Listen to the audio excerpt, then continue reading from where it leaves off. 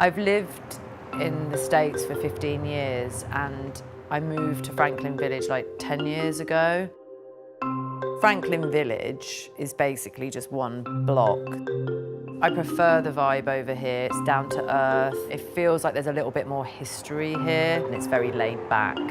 A lot of the time in LA you spend an hour in a car going to the dry cleaner or going to get a magazine, and I just didn't want that. I wake up pretty early, so I normally run over to the Oaks with the dog, grab a juice or a cup of tea, whatever I need, and just kind of like people watch for a minute because it's a fun scene. It's a lot of all the cool kids from this area are down there getting their coffee before they go to work or just hanging out, talking about what film they're doing. It's quite nice to like listen into some conversations.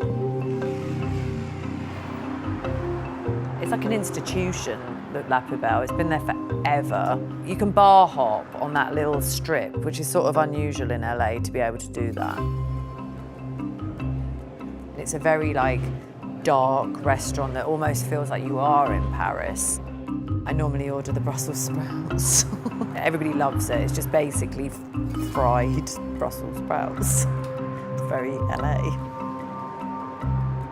So even though I've been in LA for 15 years, during the course of that time, there are all these like new secret places that emerge that you discover. And Trails was one that I found when I moved into this house about 7 years ago.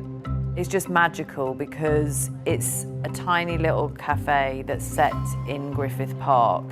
So what you can do if a friend's in town is meet at Trails, get yourself like an egg sandwich and a cup of tea, and then you take the hike up to the observatory, which is beautiful. It's like you're in Northern California. It's very special.